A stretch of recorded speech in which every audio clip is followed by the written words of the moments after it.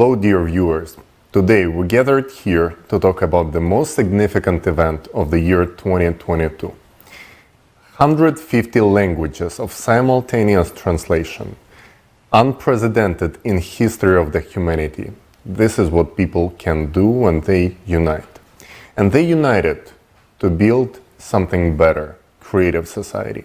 But they also announced the D-Day, the result of multidisciplinary study made by researchers from all over the world that tells us that we as a humanity only have a very limited amount of time before the climate catastrophe of unprecedented scale. So how will we use the time that we got left? Will we just waste it on feuds, wars, on political unrest and divisions? Or will we unite as a civilization and build a society that's worthy of living as a human for each one of us and for our children? Today with us we have our speakers, people who voiced the truth and were heard around the world. Wilkins Etienne from Florida, USA. Roy Star Soundsick from Los Angeles, California. And on Zoom with us, we have Yelizaveta Khromova and John An from St. Louis. And me, your host, Talish Krupi from Los Angeles as well. Thank you for being with us. And let's start with our impressions and answers to your questions. So let's hear from, I guess, our lady, the only lady here with us, Yelizaveta. What was the most important and significant in your opinion from what we heard yesterday?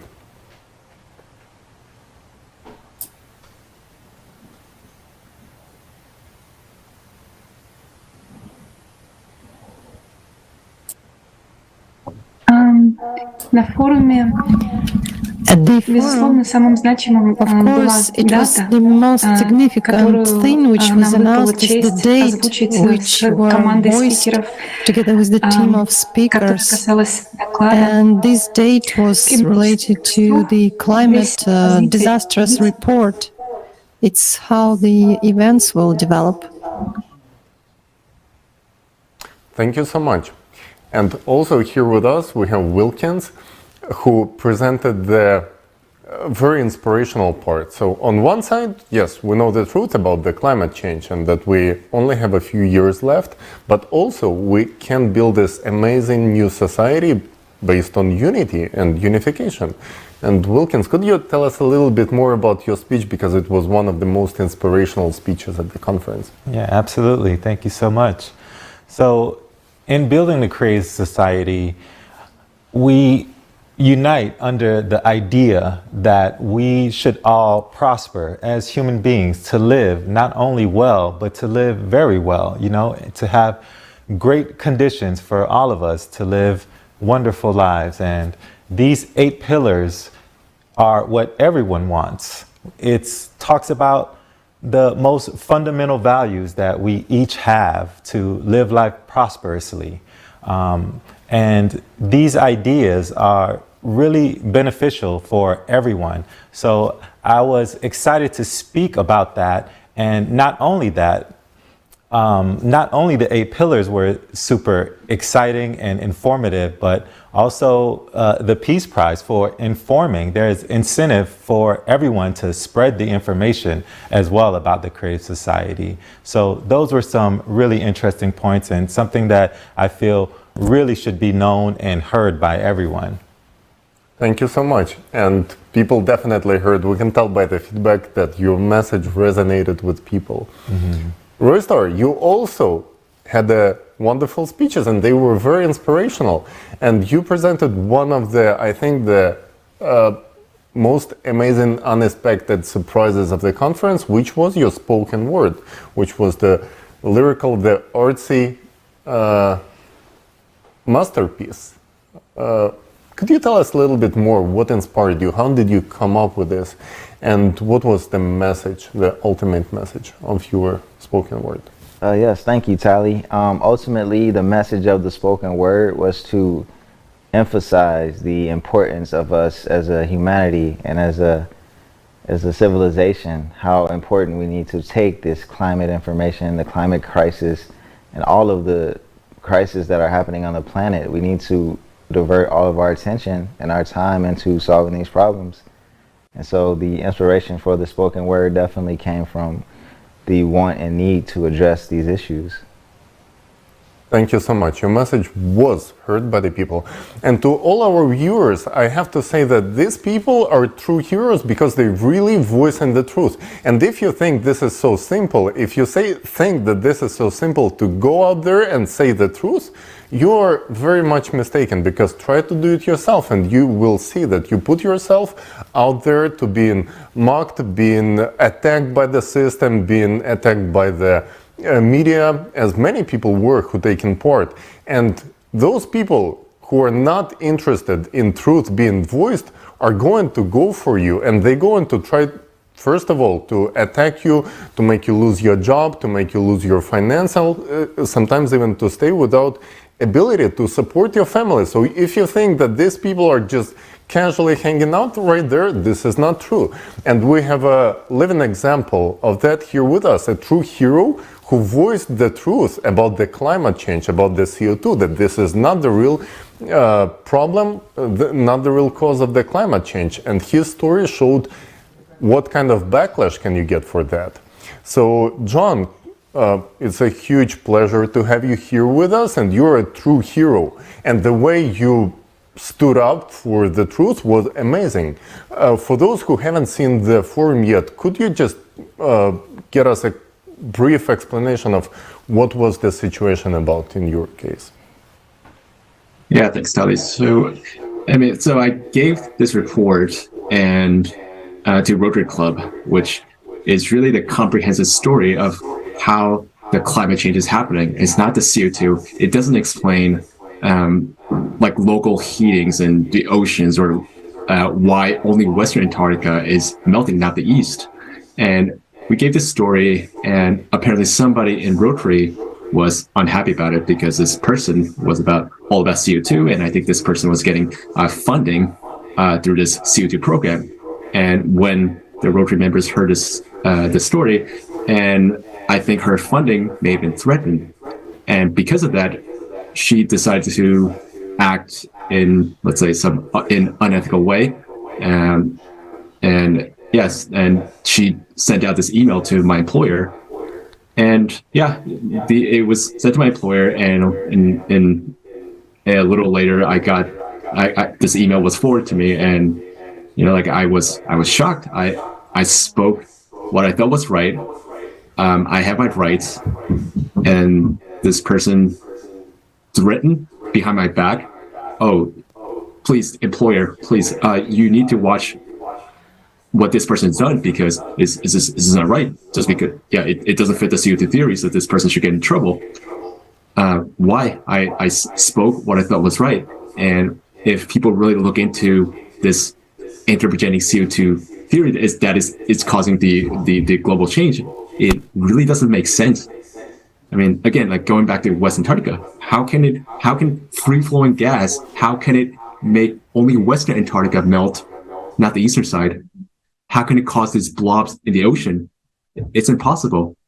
And I got this email, and I was really shocked. And when this happened, I just told the truth. Like, look, I presented this report. This is my views, and this is my rights. And luckily, my employer saw that, and they respected it. We had further conversations, but I really appreciate my employer treating me as an employee, as a human. Things are okay now. I hope that I set a good example that when somebody's throwing dirt at you, that one should stand up for what is right, because I mean, how's this truth going to get out?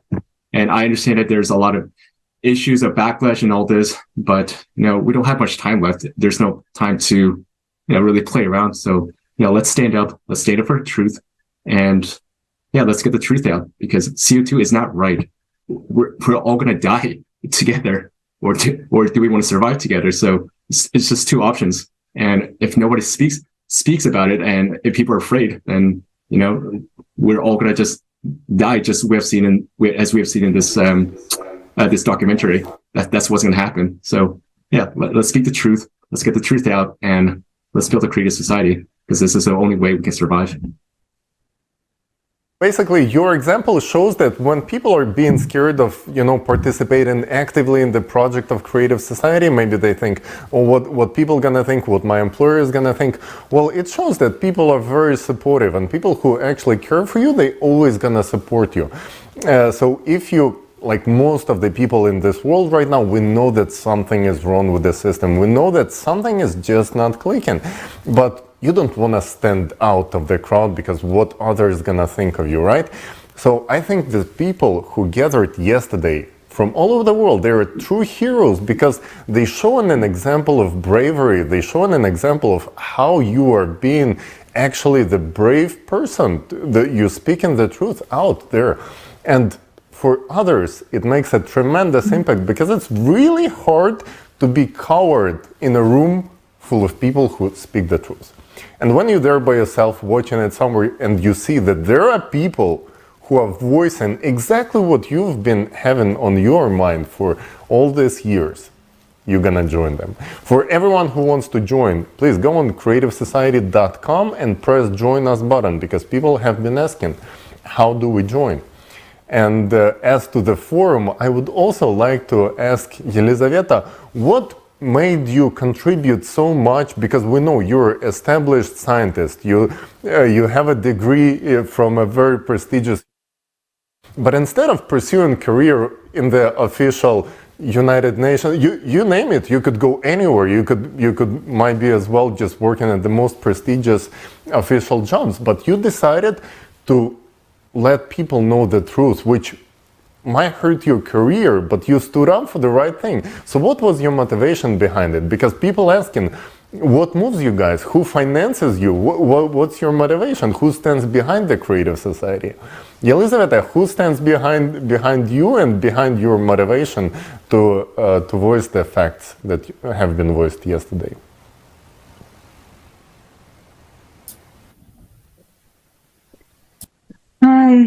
Well, basically nobody funds us. We often say to each other that our sponsor is the conscience, but basically it's our aspiration for life and aspiration to make sure that everyone whom I love would live, and all people on the planet too, because this number which has been voiced, this time countdown which appeared on the screen, 13 years, and the countdown is already on the way, and every minute, every second, there is this countdown. Every minute of the time is actually paid with the lives of people, who are now dying in cataclysms. And basically on the schedule of all the tendencies based on the mathematical model, we know for sure that this will only progress, and by the exponential increase, it will also, the number of deaths also increase, unfortunately, because this climate Cerberus will be eating people and humanity. And for me, it was a real shock when we understood this number, that basically we have 5 or 6 more or less peaceful years, and then in 8 years, there will be no economy at all in the world, no businesses, no investment, no companies which are now, people are starting up some companies now, but they will not exist. And all this investment will be just in vain, because if they are not if the money are not invested in creative society, it is just wasted. I was trying to understand what are these 5 to 6 years. 10 years ago, I graduated from the university, and it seems to me that it's such a short period of time. But 5 years, it's like an instant. Because now we can see that objectively and subjectively, objectively it is accelerating. Time is accelerating, and what is surprising that all these changes, this climate collapse actually started from 1992. It started manifesting itself, and this is basically the time of our life when we went to kindergarten or to schools, and it was growing together with us. When I was going to the university, this climate Cerberus was growing together with me, and all these changes were already happening, and they were sort of unnoticed to us. But now, thanks to those people who started this research in 1996, now we know this finally, and we can see all these processes, and we can see it just because it is accelerating that much, and it increases many times. And thanks to this, there are many facts, many new articles, or the articles which were published during this year, 2022, they prove the shocking model. Basically, there was a number of volcanic eruptions, and the magma after these eruptions is more liquid and comes from more depths.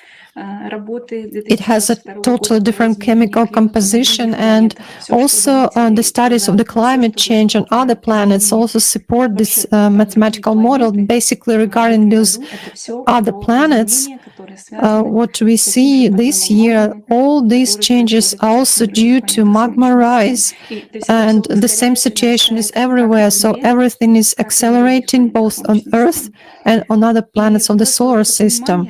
And this understanding that basically the schedule is not linear. It's not a line which, like they draw to us by the supporters of the anthropogenic theory, that they show a simple equation that in 100 years the temperature will rise by 1.5 degrees.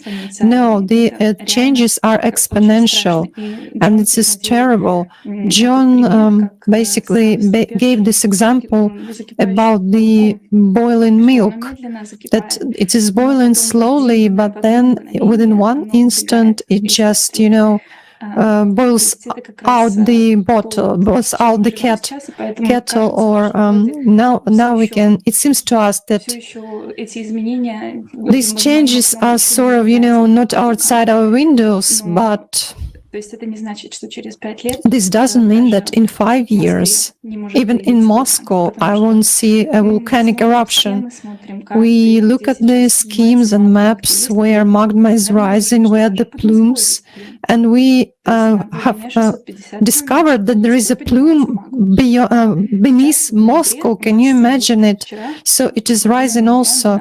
It's the middle of November now, and the temperature in Moscow right now is plus 12. This is not supposed to be in reality. In Moscow, usually we have snow, but now we have plus 12, as if it's the beginning, of fall. And this is, these factors are the most motivating in terms of understanding the deadline, that actually we have clear, strict timetable, and the climate cycle of 12,000 years actually set this time schedule for us, and we have to speed up, and we have to catch up with this and overrun it, because, and another very big inspiration for me is that people understand this, they join in, they support the creative society, and the exponential character of this growth of technology and development of society. We understand that once everyone discovers the creative society, these changes will be very fast, just as fast as the boiling milk from the kettle. And actually, this is so positive and inspiring for me. Thank you. Thank you so much, Elizaveta. I think that this analogy with climate Cerberus was one of the most powerful ones, because anyone who knows mythology of ancient Greece, they know this ever-hungry dog with 3 heads that was eating, and the more it eating, the bigger it becomes and the more hungry it becomes.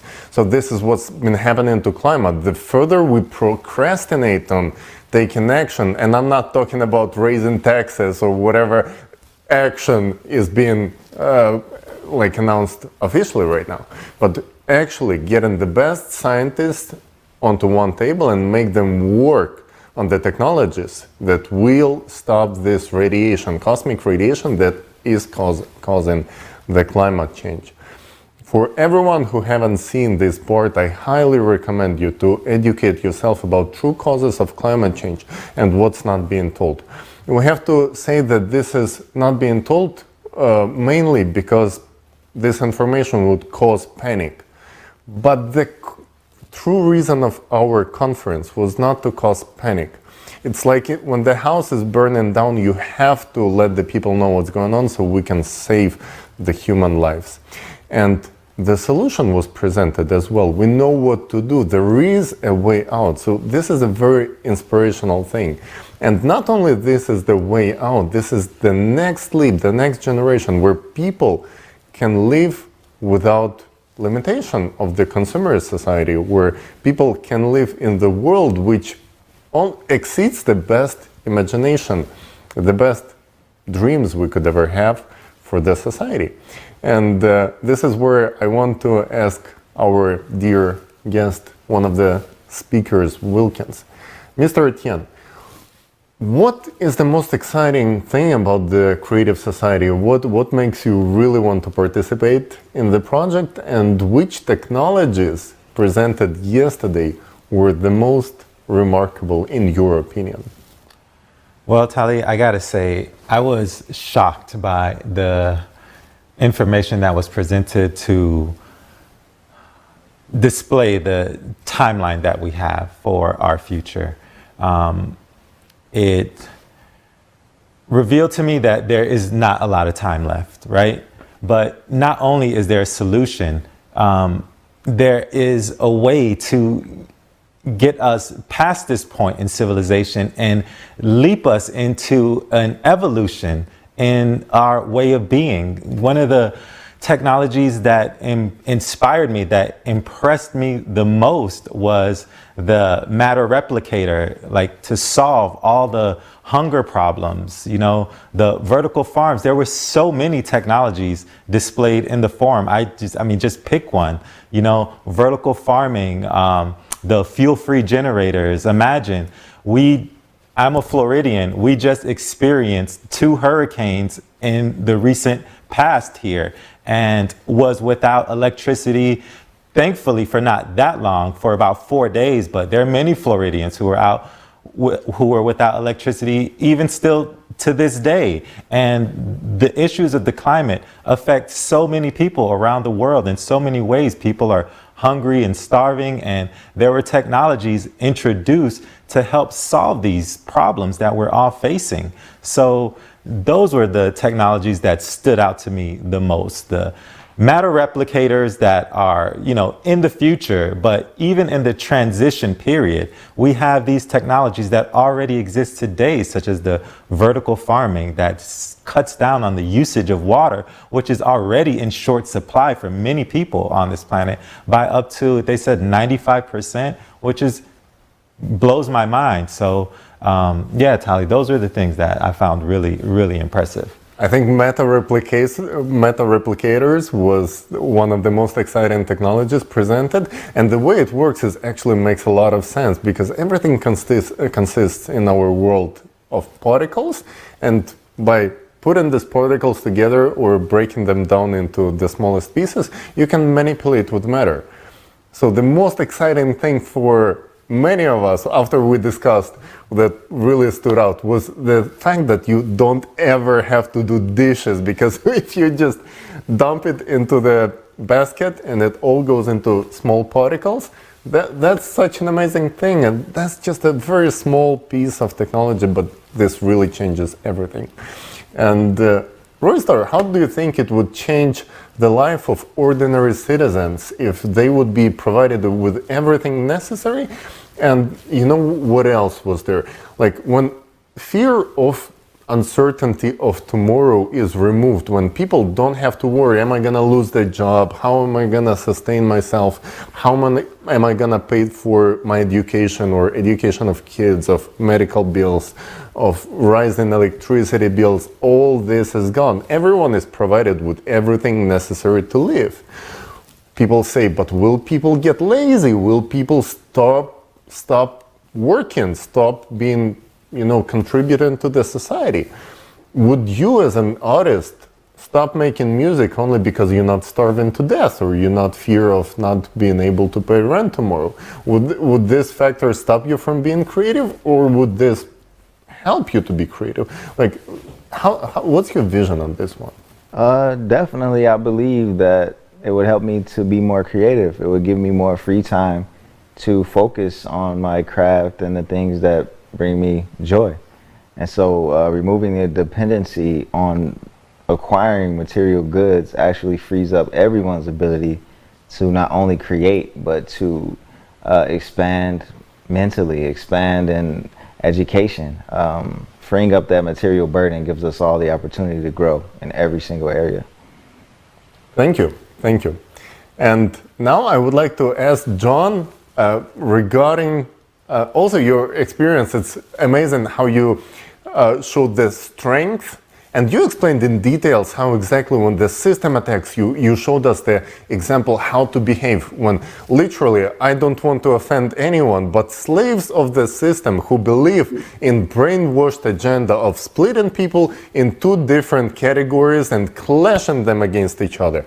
They are both sides of this topic, whether it's people who don't believe in climate change, people who believe in CO2 causing climate change, whether it's Republicans versus Democrats, whether it's any other category of people. They're gonna split you in pro-life, pro-choice, very nice words. In fact, they're just gonna enlarge their audience, one by bringing in immigrants, another by forcing you to give birth to people. All these things that artificially polarizing our society and breaking it down into different races, into different genders, into different anything. I feel like even if people would all look the same, all being of the same gender, they would still find anything to divide people. They would say, oh, people with this shape of nose or different kind of ear shape would be split in different categories and still clashed against each other. So what is this factor that unites people from 150 countries and makes them work together as a team? What do you think is so special about this project that brings people together? I think it's really about humanity. I mean, yeah, like you said, like people are divided for whatever reason, like skin color, political parties, whatever. But at the end of the day, how Lucas described the A Foundation, this is what everybody wants. And this is, based on that, I think we can all connect. Can we not? Does anybody not want it? Does anybody not want the value of human life? Does anybody not want good healthcare, education? Does anybody not want that?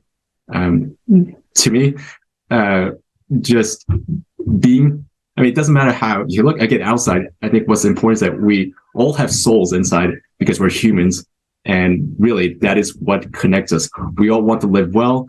We want to be nice to each other. So, and to make that really happen, I think if we create a condition so that everything is just comfortable, we don't have to worry about food. We don't have to worry about, what clothes to wear, just cleaning up every day. We don't have to worry about any material matters. I think that will also help people to be nice to each other, and really, just it will be a really wonderful world. And I kind of want to go back to your question to Roy and Wilkins, and like for me, like what technology really would make difference is the energy. Like everything's limited by energy. Oh, we need to cut down on energy because we need to be more efficient. It's too expensive. But what if it really had free energy? We're struggling with all those recycling issues. Let's say with the replicator, it will take some time to develop it, but how about the plastics? It's very expensive to recycle. It takes a lot of energy. But what if energy was free?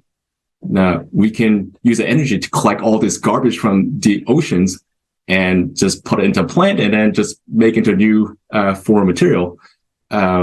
Just like vertical farming, for example, like it's okay. There's also capital cost that's expensive, but another part of it is operating cost because the energy is expensive and the energy price has been going up.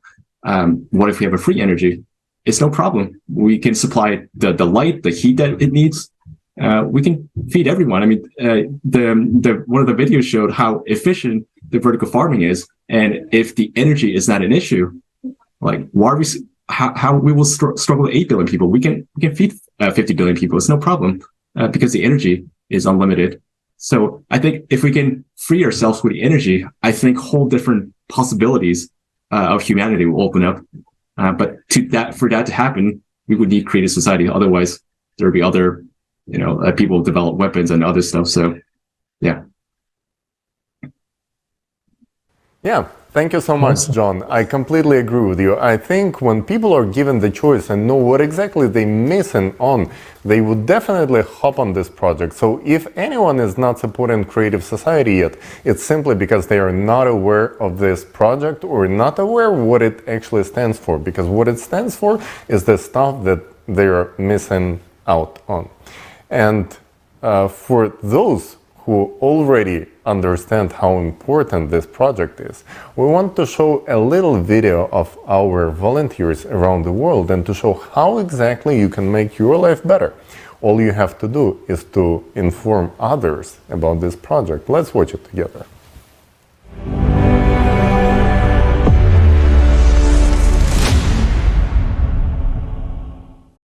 It is important that all 8 billion people learn about the Creative Society project and support it. How can this be achieved? Where to start? Tell your family, friends, neighbors, work colleagues, basically everyone you know about the Creative Society. Share the information about the Creative Society on social media.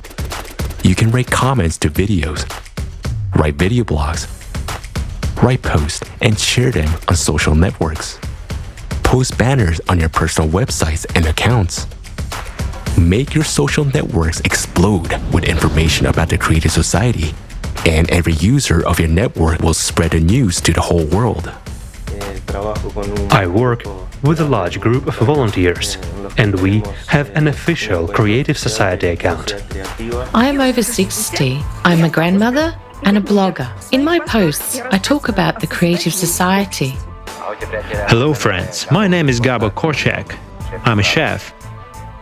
Informing is the first and most difficult stage in building the Creative Society. That's why I do my best to inform people about the Creative Society at every opportunity, whether it's meeting different people, guests, and so on. Because every person I talk to wants to live in peace, love, and prosperity. Wear clothes with a Creative Society logo, such as t-shirt or a baseball cap. We use pullovers, t-shirts, and caps. We hand out cards with the logo and the web page. You're always on trend when you wear the Creative Society logo.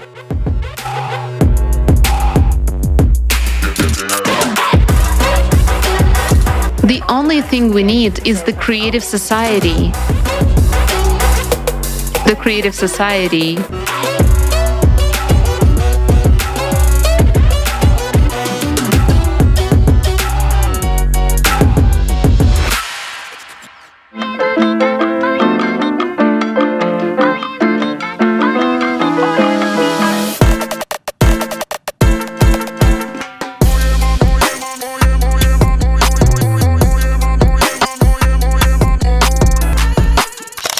Put the sign in your yard. Attach a sticker with a Creative Society logo to your car. Decorate your bicycle with the logo. As you can see, I have a t-shirt with the Creative Society logo printed on it. Well, it's one of the ways. I also put a sticker on my car, which says the Creative Society and has a QR code which people can scan to access the project homepage. I support Creative Society and I inform people every single day about Creative Society, as you can see on my car and even on the plate.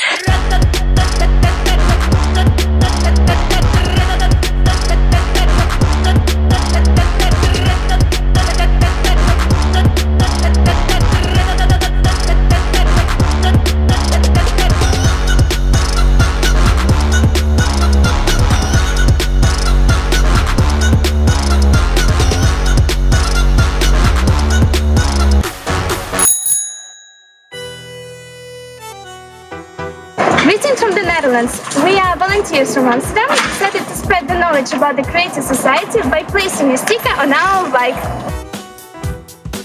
Indeed, there is actually more bikes than people in the Netherlands. So you can imagine how important it is to put this message about the Creative Society, the 8th Foundation, and the way to get even more information with the QR code. Leave information about the Creative Society in coffee shops, doctor's offices, the local grocery shops, the hairdressers, anywhere, even on the wing of an airplane. We are in Berlin today, shooting a film about the Creative Society in an Italian cafe. We told the chief and owner of this cafe about the project, and he became really interested. Please support this idea of young people who are fighting for and promoting a better world for all of us. Today, I'm in the pediatric surgery department. My son has been treated here for more than 3 weeks. Such a small action as informing people can change the destiny of many. Don't know where to get a model? It's already solved. Just go to the Creative Society website to the design section and choose the one you like. So let's do anything we can to build a Creative Society as soon as possible. Write poems, songs, make short videos, memes, and even jokes about. For example, the phrase, "If you do not support the Creative Society, don't touch me," can be printed on a toilet paper.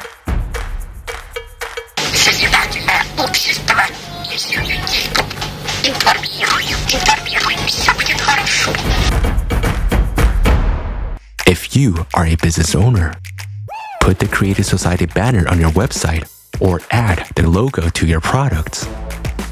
Show that you care about all people.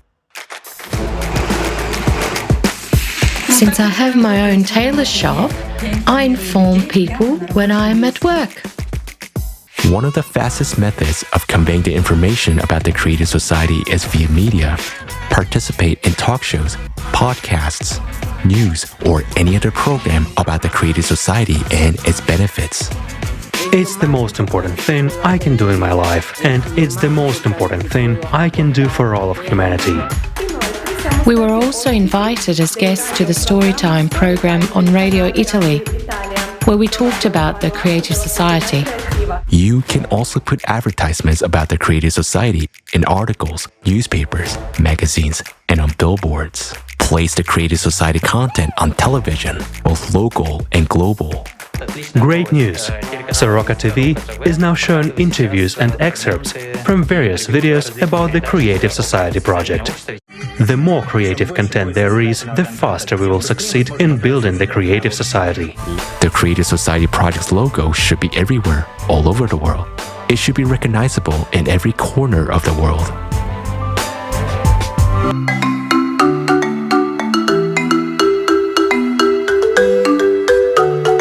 Platform where every person can raise their voices and speak about what challenges them as individuals but also as a society.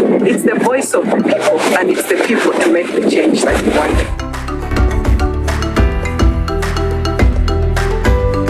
It's only together that we can change the world.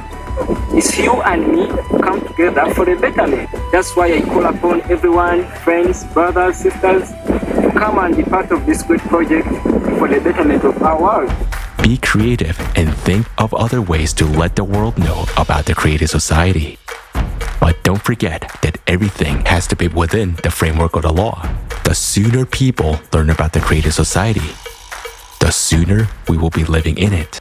If you want to have a decent life, tell everyone about the Creative Society. We're all unite on one platform, on the Creative Society platform, and talk about the fact that we need to change the system we're in from the one that's consumer-oriented with money and power is number one to the one where women deserve to live well. Let's take a picture. I have a big flag, and when I ride my bike, I attach this flag and the small ones to show that this way I draw people's attention to the Creative Society. The marathon is a great way for the city to learn about the amazing project, the Creative Society.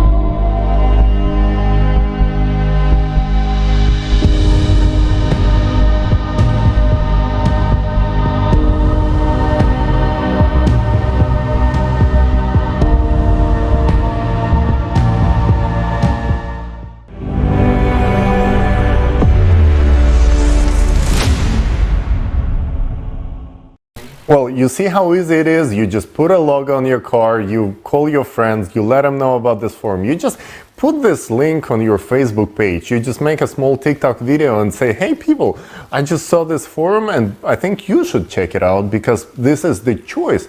That's how you provide the choice to the people. You know, a friend of mine, he said, when I want to make my son do certain things, when he doesn't want to wear certain jacket or whatever for the work, I don't tell him, I don't try to convince him to do that. All I do for him is say, hey, which one do you want to wear? This sweater or this sweater? So I'm giving him choice between the two. And this is what we've been given, the choice between one political party and the other. The choice between denying climate and anthropogenic agenda. So these are false choices. And when you inform people about the creative society, you're giving them the truthful choice, the only choice that will provide them and benefit them for not only this generation, but infinity. People often ask, what does the logo means, the logo of the creative society? Well, that number 8 stands not only for the 8 foundations of the creative society, but also for infinite possibilities of our united civilization. So the second part of our conversation, I really want our speakers and volunteers to share how much of a difference it could make if we implement these technologies. And I know Yelizaveta usually always only concentrates on climatic part, but I also want to ask you one thing. These technologies, these really new technologies of energy, right? This energy that can be implemented based on quantum physics. How would such infinite energy would change our world when everyone could use unlimited amount of energy? In your opinion, Elizaveta, how would our world look different?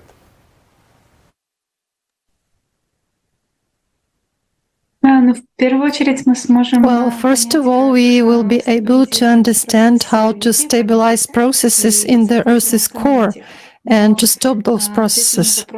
But the question is how fast we can do this, because the processes have inertia and the fluctuations in the core, they are pressing out magma, and the magma also has its own inertia.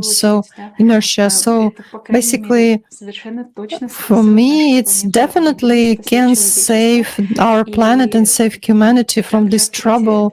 Also, the discovery of this free energy and the involvement of all the capabilities of robotics and unification of all technology, databases, neural networks, for analyzing these areas where the cataclysms will take place. Even after we stop the processes within the core, it's very important to ensure that none of the people would suffer, and so that people would be hosted in new dwellings, they would have food and everything they need, so that people who find themselves in the area of disasters would know this in advance, so that we would be able to evacuate people on time. And this limitless energy will enable us to create all the necessary equipment, drones, helicopters to extinguish fires, to evacuate people, to settle everyone, to ensure migration. And all this should be ensured in a good flow for the better of every person on the planet, not like it is now. Because now what we have during the cataclysms, the people who find themselves in the disaster area, they are nobody needs them, and after some event takes place on the news, we hear just a little piece of information, and afterwards nobody tells us what's happening to those people. Basically, it's those people have to start everything from scratch, and sometimes they cannot cope with their lives. And moreover, the countries of the world are more focused on their ambitions, and they don't even put such a task for themselves, for their researchers to save humanity. They don't even have the task of evacuating people. The emergency services do not work with that. They do something on the post, after the events, not in advance. But before this, no prevention takes place, basically, because this is expensive, and in the consumers' format of society, the governments of the countries, it's not just beneficial for them. It's a bitter truth, but we gave this example many times. It is still acute, and it is still shocking. One of the seismologists whom we interviewed said that when he provided a forecast that in a certain place there will be an earthquake, he gave it to the government of a certain country. He didn't clarify which one. He got a response that coffins are cheaper than evacuation. Unfortunately, that's the reality we are living in. But the limitless source of energy in the creative society, where the value of life is the priority, this will no longer a problem to evacuate people, to ensure housing for them, clothes, food, etc. Thank you. Thank you so much, Elizaveta. Definitely, it all starts with safety of every human. Every human life is the most precious thing, and definitely humans over profit. That's where it starts. But it doesn't mean that we have to lose anything financially. We only going to gain from the creative society being implemented, and everyone who already understands it and wants to support it, all you have to do is go on creativesociety.com, and you can find the page over there where you have all the logos. You can download printouts. You can actually create any sort of t-shirts, whatever brands on your car, anything you would like to do to promote the idea of creative society, because it's done by us, by regular people who are not being financed by anyone. We don't have any support from any organizations, including international ones. We're often being confused with some globalists or whatever foundations, but there is a very big difference between them, the ones who are trying to rule the world, and us, the people who are actually stand for the people's right to self-govern, to have all the power distributed between all the people. So all of us making all life-changing decisions together.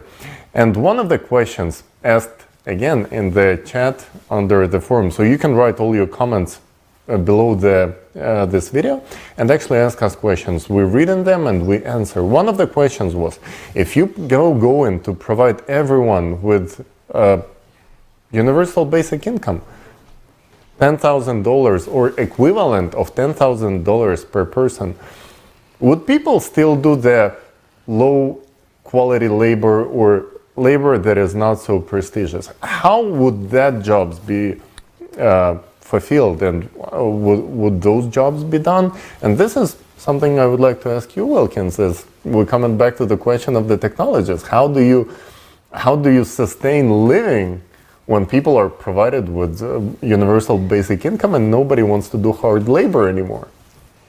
I think the easy answer, robots. I think the manual jobs will be replaced with automation. I mean, the sky's the limit. As human beings, we have unlimited potential with our imagination. So, I mean, we will figure out how to get those kinds of jobs done without having to do them ourselves, so that we can free up our time to pursue what we really want to do in life, what gives us joy and fulfillment. So I believe it won't be an issue. Those jobs, we'll figure out a way to make those jobs not an issue for us. I absolutely agree with you. There is absolutely no need for humans to work hard. We are not workhorses. We are people. We're supposed to live, to actually be creative and make life better for everyone on this planet.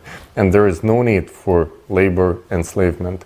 But, Ristor, the next question I would also like to address to you. How do you think these processes would change the creativity of the people and the way we self-govern? How do you think would be able, basically what creative society stands for is self-governing society. Does it mean that there will be no power over a human being? And how would that change our society, in your opinion? Oh, wow. The absence of power would actually empower us individually. It would give us the responsibility and role to empower ourselves and create and control our own realities, as opposed to giving our responsibility to a politician or someone else thinking that it's their job to save us, when in reality it's our job to save ourselves. And I think the absence of a power structure, or the absence of one man having power over another, opens the door to that reality.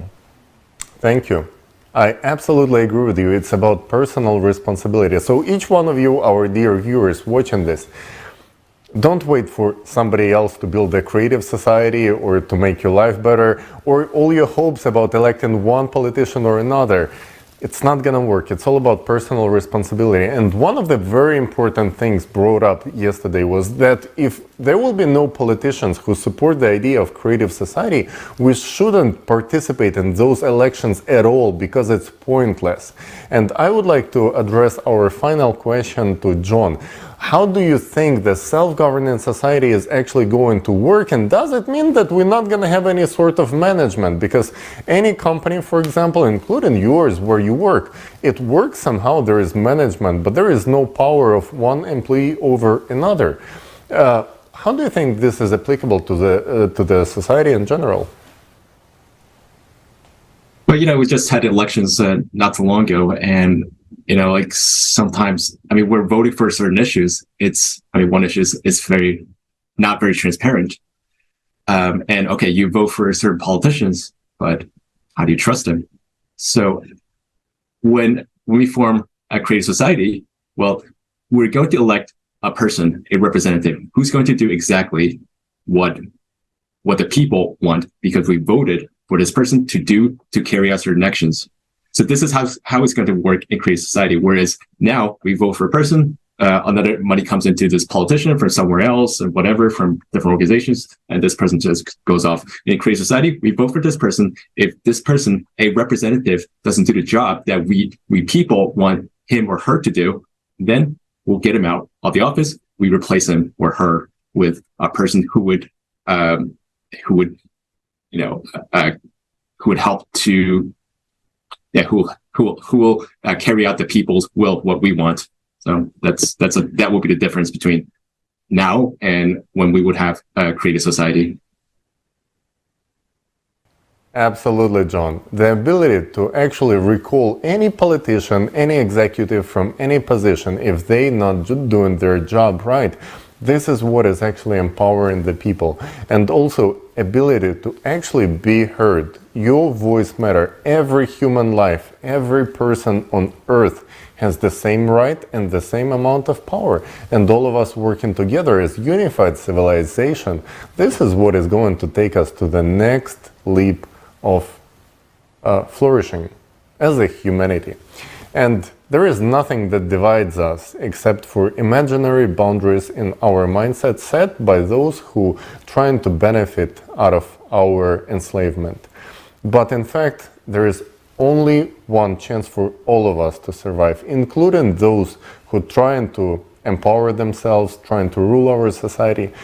Even they will not be able to survive the climate cyberus that is coming for all of us. If we do nothing, this is going to be the end, and we're going to be done in only short period of time from now. But at the very same time, this point of bifurcation gives us amazing ability. We are on the crossroads right now, and our next step will determine everything. And remember that not taking action is also a choice which will have its consequences. So if you understand the importance of the information presented at the forum, make sure to click the button, subscribe, share this video across all your social media platforms, and become the voice yourself. Don't wait for somebody to invite you to participate. There is no special invitation. The call has been already announced. Go on TikTok, make this video, and let people hear your opinion about the society in which you would really love to live in. And leave your questions in the comments. We are reading those as well. Thank you for joining us today. This has been an amazing experience for all of us, and please don't lose your ability to enrich yourself by this amazing opportunity to contribute to the flourishing of our civilization altogether. Thank you.